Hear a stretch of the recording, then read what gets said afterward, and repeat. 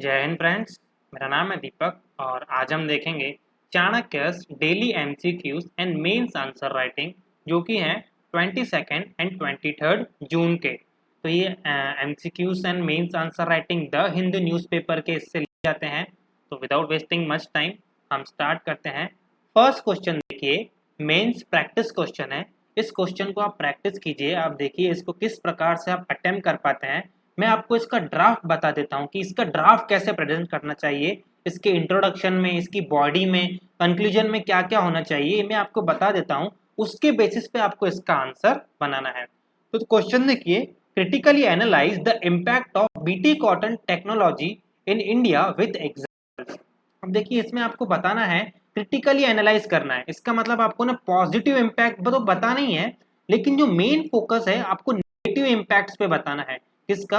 BT cotton technologies का।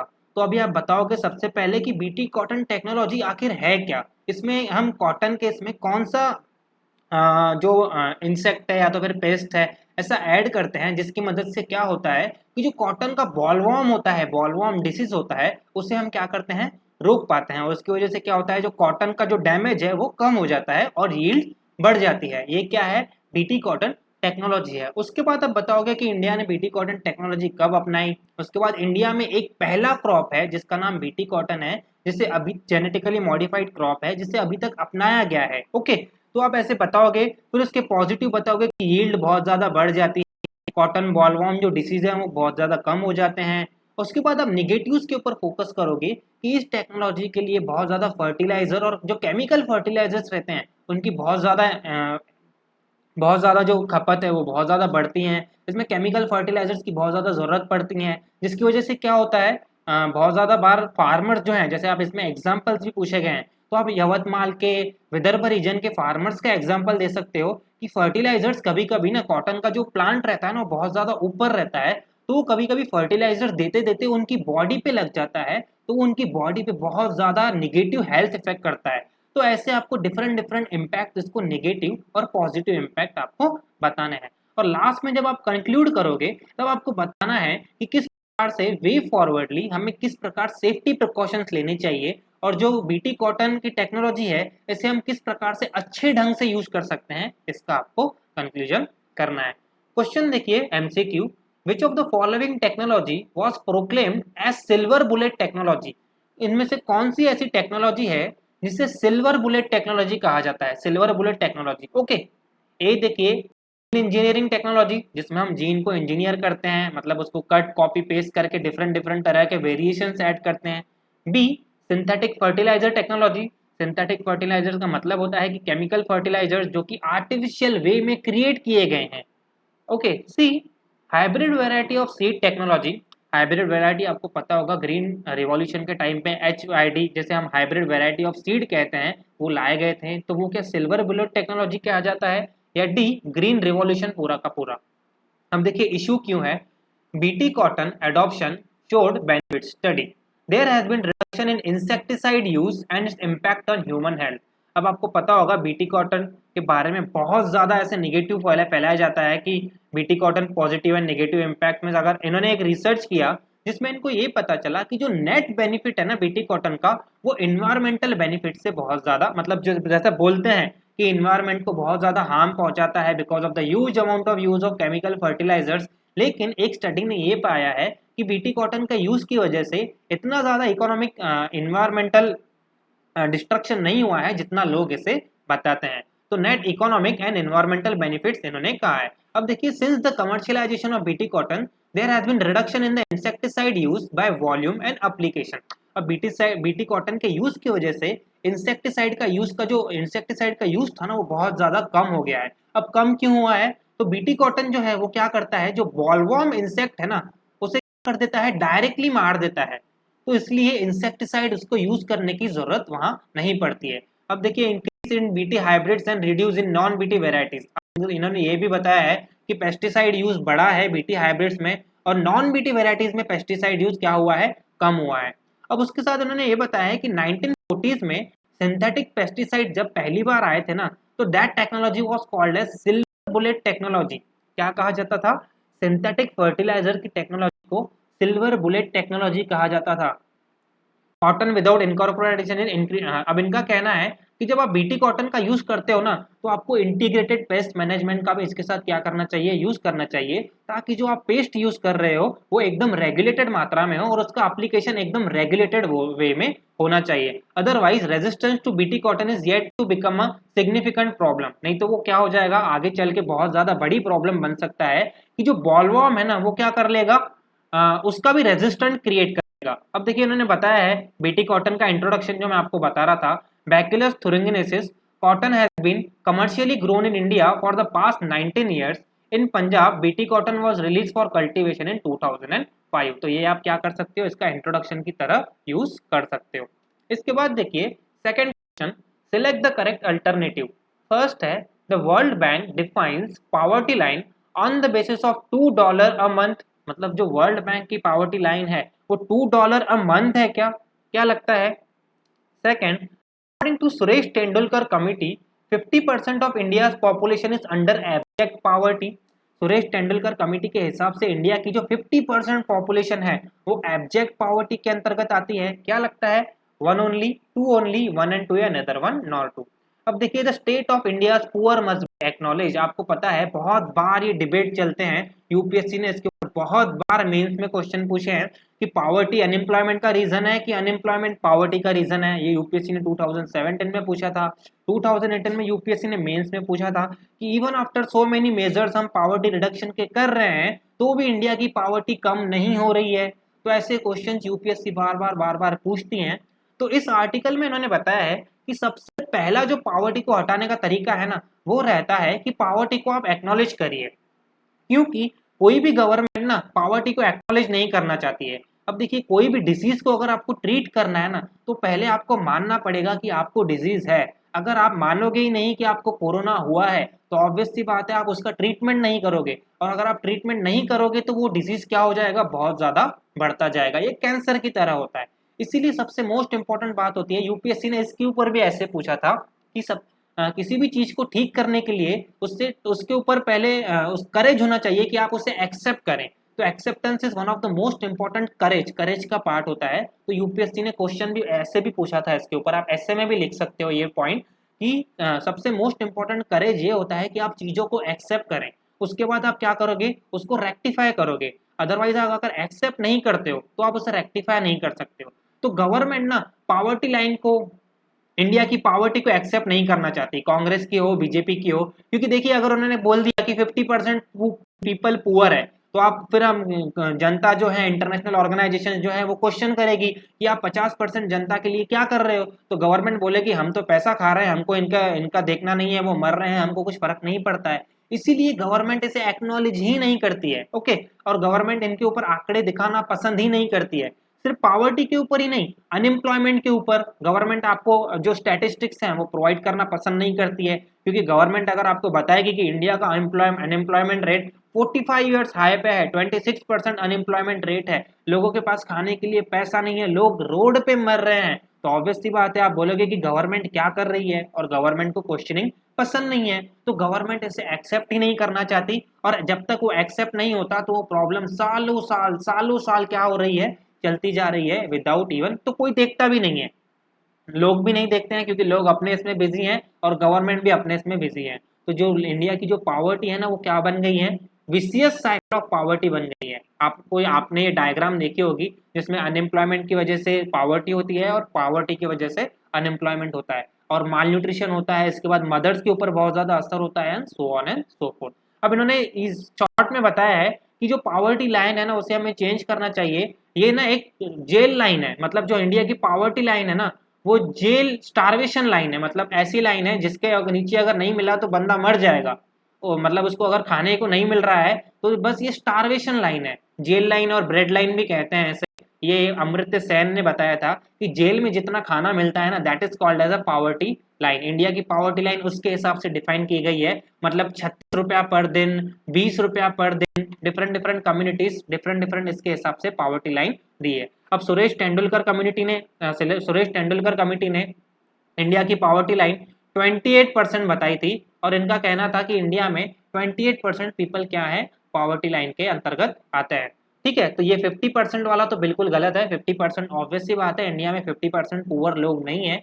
28% इसका मतलब 33 करोड़ लोग इंडिया में क्या है, पुअर हैं। और जो वर्ल्ड बैंक की पॉवर्टी लाइन है वो $2 अ डे है। अब देखिए यहाँ पे world bank $2 a day poverty line might be inadequate but it would be a start and higher than the last line proposed by C Rangarajan committee. अब C Rangarajan committee, Suresh Tendulkar committee ने कहा था कि 816 रुपए per capita per month for rural India and 1000 rupees per capita per month for urban India. उसके हिसाब से 25% of the population India की क्या है, पॉवर्टी लाइन के अंतर्गत आती है। तो वर्ल्ड बैंक ने क्या कहा है, $2 a day not a month. Okay, month आ रहा है तो ये क्या है, यहाँ पे ये भी रॉन्ग है। इसका असली आंसर है D, neither one nor to.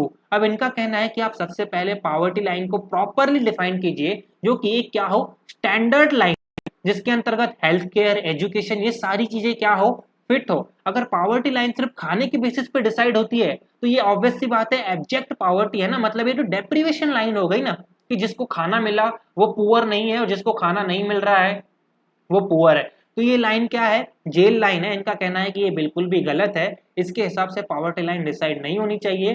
Poverty line किसके हिसाब से डिसाइड होनी चाहिए, तो it must be a standard of living के हिसाब से डिसाइड होनी चाहिए, कि मतलब जिसमें लोगों के पास शूज हो, खाने के लिए हो, एजुकेशन का खर्चा हो, हेल्थ का खर्चा हो, उसके हिसाब से अगर पॉवर्टी लाइन देखोगे तो 30,000 क्या होनी चाहिए पर मंथ, ये क्या होगी, पॉवर्टी लाइन होगी। अगर उसके हिसाब से देखोगे तो ऑब्वियस सी बात है, अगर 30,000 पर मंथ के हिसाब से करोगे तो इंडिया के मोर देन 70% लोग क्या हो जाएंगे, पुअर हो जाएंगे। लेकिन जब आप इस चीज को मानोगे तभी जाके आप क्या करोगे, उसके ऊपर काम कर पाओगे। ओके, इसके बाद देखिए third question, which of the following states और provinces wanted their own country during the independence.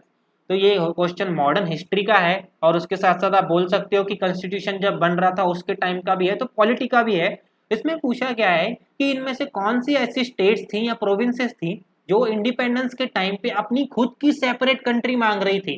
तो फर्स्ट देखिए Travancore, second Hyderabad, three Jodhpur, fourth Bhopal या फिफ्थ जूनागढ़। क्या लगता है, 1 to 4, 2 4 5, 1 2 3 4 या all of the above. Fourth question देखिए, सिलेक्ट द करेक्ट अल्टरनेटिव।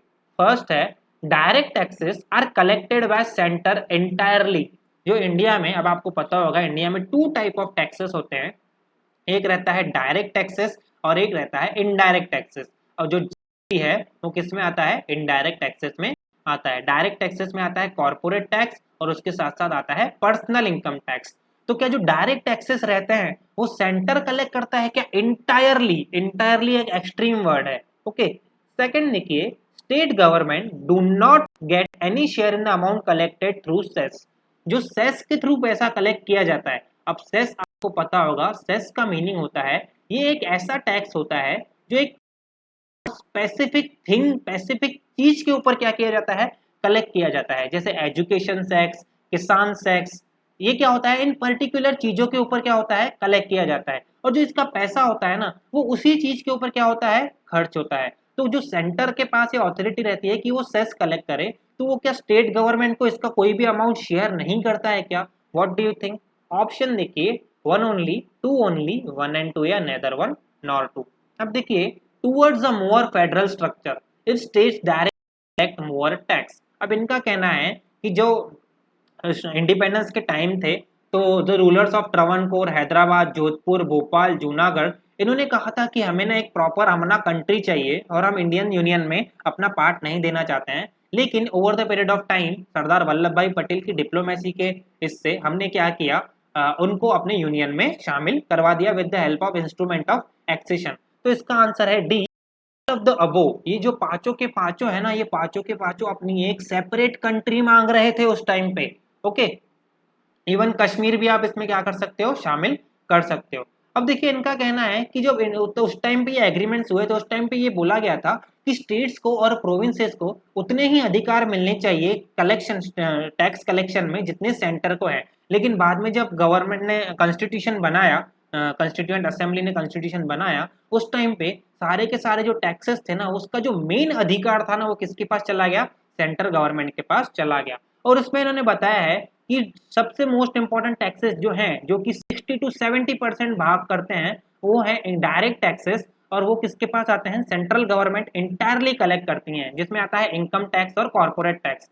तो देखिए जो मोस्ट इंपॉर्टेंट पार्ट है टैक्स कलेक्शन का, 70% पार्ट वो किसके पास चला जाता है, सेंटर के पास चला जाता है। और इसकी वजह से स्टेट गवर्नमेंट को सेंट्रल गवर्नमेंट के ऊपर बहुत ज्यादा डिपेंड रहना पड़ता है। तो उन्होंने बताया however in India direct taxes go entirely to the central government, और सेंट्रल गवर्नमेंट 41%, आपको पता होगा फिनांस कमीशन की रिकमेंडेशन के हिसाब से सेंट्रल गवर्नमेंट क्या करती है, इनको horizontal as well as vertical distribution क्या करती है, इनको टैक्सेस का अलोकेट करती है।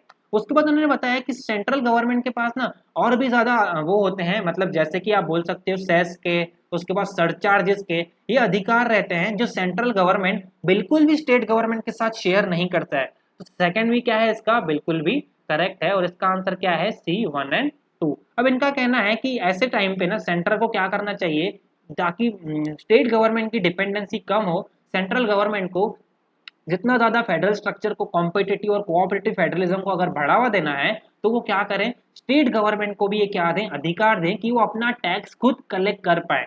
अब देखिए उन्होंने ये भी बताया है, यहाँ पे एक मोस्ट इंपॉर्टेंट फैक्ट है कि इंडिया के जो 5 बड़े स्टेट्स है ना, वो 72% ऑफ द टैक्स क्या करते हैं, कलेक्ट करते हैं। मतलब 5 बड़े स्टेट जिसमें आता है महाराष्ट्र, कर्नाटका, दिल्ली और उसके बाद तमिलनाडु एंड गुजरात, ये 5 स्टेट ऐसे हैं जिनके पास 72% ऑफ स्टेट रिवेन्यू आता है, टैक्स रिवेन्यू आता है सेंट्रल गवर्नमेंट का। और बाकी के जो 23 टू 24 स्टेट्स है ना, उनका सिर्फ 28% आता है। तो मतलब जो रिवेन्यू डिस्ट्रीब्यूशन है या तो फिर रिवेन्यू कलेक्शन है, वो हाईली स्क्यूड है, मतलब रीजनल डिस्ट्रीब्यूशन आप बोल सकते हो, रीजनल इम्बैलेंस है बहुत ज्यादा।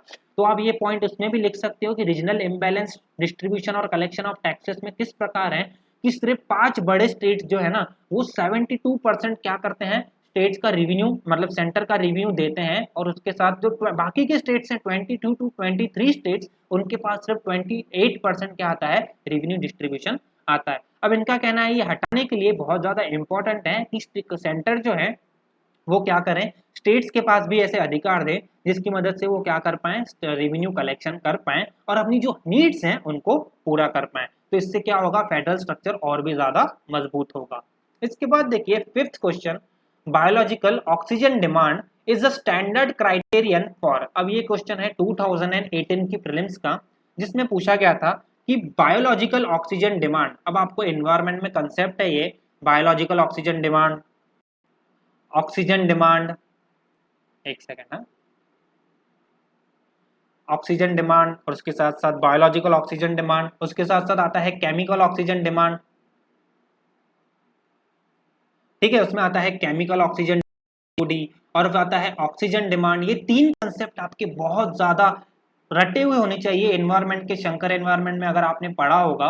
तो इसका मतलब क्या है, क्राइटेरिया किसका है वो, ए देखिए measuring oxygen level in blood, blood में ऑक्सीजन लेवल चेक करने के लिए, computing oxygen level in forest ecosystem, pollution assay in aquatic ecosystem, aquatic ecosystem में पॉल्यूशन चेक करने के लिए, या assessing oxygen level in high altitude region, जब जैसे हिमालय है या फिर बड़े बड़े पर्वत हैं वहां पे ऑक्सीजन लेवल चेक करने के लिए बायोलॉजिकल ऑक्सीजन डिमांड इस टर्म का यूज होता है। 6 देखिए ये भी 2017 की प्रीलिम का क्वेश्चन है, the following are the key features of national Ganga river basin authority. अब 2016 में national Ganga river basin authority बनाई गई थी, उसके बेसिस पे 2017 में ये क्वेश्चन पूछा गया था। फर्स्ट देखिए, river basin is a unit of planning and management. National Ganga river basin authority के हिसाब से जो रिवर बेसिन है उसको पूरा का पूरा unit of planning and management किया गया था। अब देखिए रिवर बेसिन का मतलब होता है उत्तराखंड से निकलने के बाद डायरेक्टली वेस्ट बंगाल तक पूरा का पूरी जो रिवर है ना, वो क्या होगी, प्लानिंग का पार्ट होगी। अदरवाइज क्या हो रहा था, पहले उत्तराखंड तक कीजिए, फिर उत्तर प्रदेश में कीजिए, फिर बिहार में कीजिए, फिर वेस्ट बंगाल में कीजिए। तो क्या हो रहा था, आप थोड़ी रिवर के ऊपर काम कर रहे थे, लेकिन बाद में क्या हो जा रही थी, वो उसके ऊपर काम ही नहीं हो रहा था। तो मतलब जो स्टेट के बाउंड्रीज हैं वो बीच में आ जा रही थी, इसलिए उन्होंने क्या किया, इसे unit of planning and management पूरी की पूरी रिवर को क्या किया, बना दिया। It's spread hard the river conservation efforts eight national level. जो इन्होंने मतलब नेशनल लेवल पे इसके रिवर के, जो रिवर को साफ करने के, उसको वाटर ट्रीटमेंट करने के जो इफेक्ट थे वो ला लिए थे इसके तहत। One of the chief minister of the state through which Ganga flows become the chairman of national Ganga river basin authority on rotation basis. क्या लगता है कि जहां जहां से गंगा जाती है, उत्तराखंड, उत्तर प्रदेश, बिहार, वेस्ट बंगाल, तो उसका जो चीफ मिनिस्टर है वो क्या इसका रिवर बेसिन अथॉरिटी का वो रहेगा, चेयरमैन रहेगा। तो देखिए ये थर्ड बिल्कुल भी गलत था। जो national Ganga river basin authority था उसका जो चेयरमैन था वो कौन था? पीएम था। पीएम है, अभी भी ये अथॉरिटी चल रही है, इसलिए इसका आंसर क्या है? अगर आप 3 को हटा दोगे तो इसका आंसर मिलेगा आपको ए 1 एंड 2। अब देखिए corpses did not add to Ganga pollution. अब क्या हुआ था कोविड के टाइम पे बहुत सारे लोगों ने, जो लोगों की मौत हो रही थी ना, तो वो गंगा में डायरेक्टली उसको वो क्या कर दे रहे थे, मतलब बहा दे रहे थे। मतलब आप बोल सकते हो कि बुरी बुरी तो नहीं कर सकते, बहा दे रहे थे। तो इसलिए इन्होंने एक स्टडी की, national Ganga for clean mission इन्होंने और सेंट्रल वाटर कमीशन के साथ मिलकर एक स्टडी की, जिसमें ये पाया कि water quality in terms of pH, dissolved oxygen, biological oxygen demand, इसके तहत ये पता चला है कि जो बॉडीज कंटामिनेट की गई थी ना इसके अंतर्गत गंगा में, उससे उसकी वजह से गंगा का जो पानी है वो मैला नहीं हुआ है, इनका ये कहना है। तो ओके, तो इनने मतलब इस कवर अप करने की कोशिश की है कि इसकी वजह से पानी बहुत ज्यादा मैला हो रहा है and so on and so fourth. ये सिर्फ कवर स्टोरी है, लेकिन इनमें एक इंपॉर्टेंट टर्म बताई है जिसका नाम है biological oxygen demand.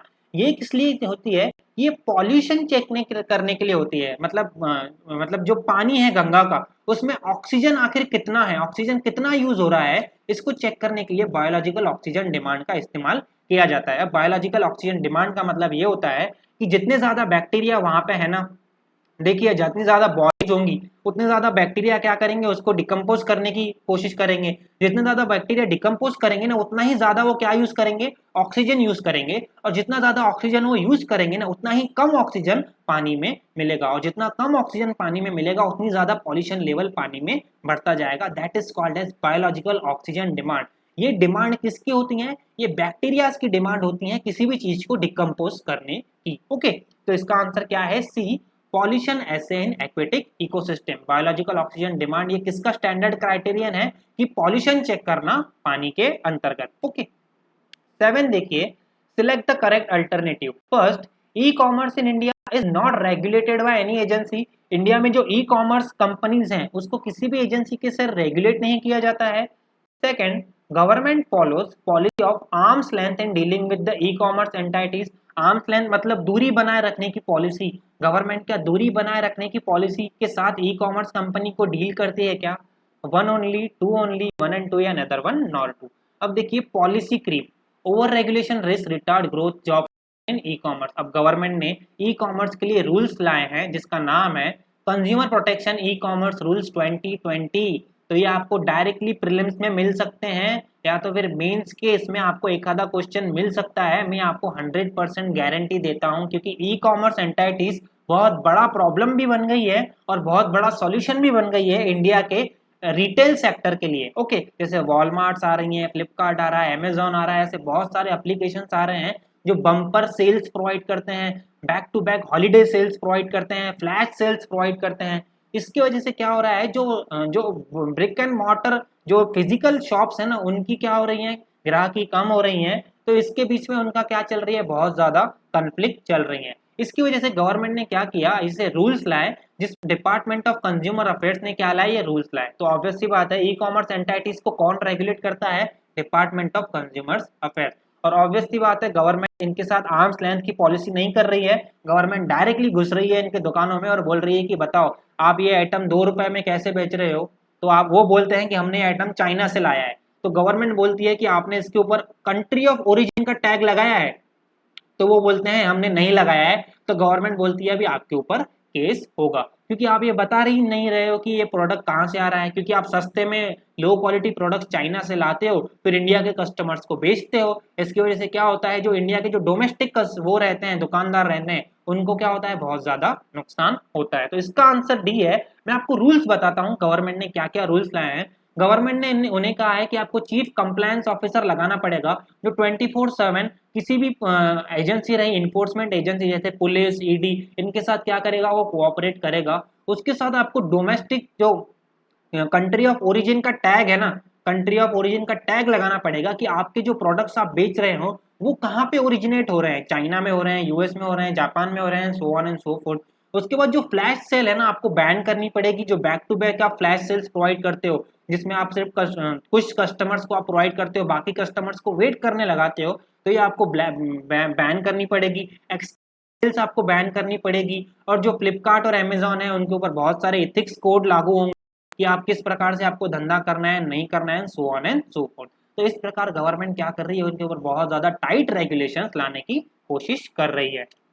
8th question देखिए, select the correct alternative. First है, natural rubber is a native of warm humid Amazon forest and it not naturally suited for the colder conditions in the northeast which is one of the largest producer of rubber in India।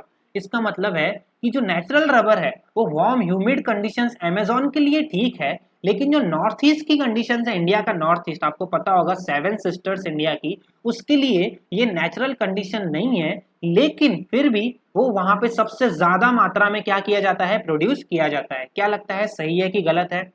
Second देखिए, recently world first genetically modified rubber plant for the climatic condition in the north east was planted. मतलब दुनिया का सबसे पहला world first GM rubber sapling planted in Assam. तो obviously बात है, second तो बिल्कुल सही है और फर्स्ट भी बिल्कुल सही है। इसका आंसर है सी, बोथ 1 और 2। अब देखिए इश्यू क्या है, rubber board research farm outskirts of Guwahati ने क्या किया है, first genetically modified plant rubber plant जो कि किसके लिए सूट किया गया है, climatic condition best suited for north east India. Okay, उसके हिसाब से इन्होंने क्या किया है, जिसमें क्या है, जीन MnSOD और मैग्नीज कंटेनिंग सुपर ऑक्साइड डिसमेंट्यूस, ऐसे बहुत सारे टाइप के क्या गए हैं, मिनरल्स उसमें डाले गए हैं जो क्या करते हैं, सेवर कोल्ड कंडीशन से क्या करते हैं, अपने आप को बचाते हैं और प्लांट को क्या नहीं होता है, नुकसान नहीं होता है। अब ये किसने डेवलप किया है, तो आपको ये भी पता रहना चाहिए, ये डेवलप किया है Kerala based rubber institute of India ने, जिसे हम RRII कहते हैं। ओके, तो ये क्या है, दुनिया का पहला जीएम सैपलिंग रबर है। ओके, तो देखिए मैंने आपको अभी बीटी कॉटन की बात की थी, इसके पहले बीटी ब्रिंजल की भी हमने बात की थी, बीटी उसके साथ और भी बहुत सारे हैं, बीटी सोया है, बहुत सारे ऐसे टाइप के हैं। लेकिन इंडिया में सिर्फ एक ही क्या है, कमर्शियल लेवल पे अलो किया गया है, जिसका नाम है बीटी कॉटन। ये सारी चीजें क्या है, अभी तक अलो नहीं की गई है। अब देखिए इन्होंने बताया है कि जो नेचुरल रबर है ना, वो वार्म ह्यूमिड क्लाइमेट से क्या होता है, सूट होता है, और वो colder conditions of north east के लिए सूट नहीं होता है। इवन आफ्टर दैट आपको पता होगा इंडिया में जो सबसे ज्यादा रबर प्रोडक्शन होता है ना, वो कहाँ होता है, नॉर्थ ईस्ट में होता है। तो ये क्या है, फर्स्ट स्टेटमेंट यहाँ पे बिल्कुल भी सही है और इसका आंसर क्या है, बोथ 1 और 2। ओके, तो आज हम यहीं फिनिश करते हैं। आप प्लीज़ इसे ज़्यादा से ज़्यादा लाइक कीजिए और सब्सक्राइब कीजिए, और इससे इसके जो कंपाइलेशंस हैं वो मैं आपको हर मंथ प्रोवाइड कर दूंगा। चाणक्य की जो टेलीग्राम चैनल है, चाणक्य का जो Chanakya foundation Amravati MPSC and UPSC के टेलीग्राम चैनल पे मैंने जनवरी मंथ के कंपाइलेशन शेयर किए हैं। आप जल्दी से जल्दी इसे सब्सक्राइब कीजिए, और फिर मैं इस ऑब्वियसली बात है हम इससे मोटिवेट होते हैं, और फिर मैं फरवरी, मार्च, अप्रैल, मई इन सारे मंथ्स के भी कंपाइलेशंस आपके साथ शेयर करता हूँ। Thank you so much for watching.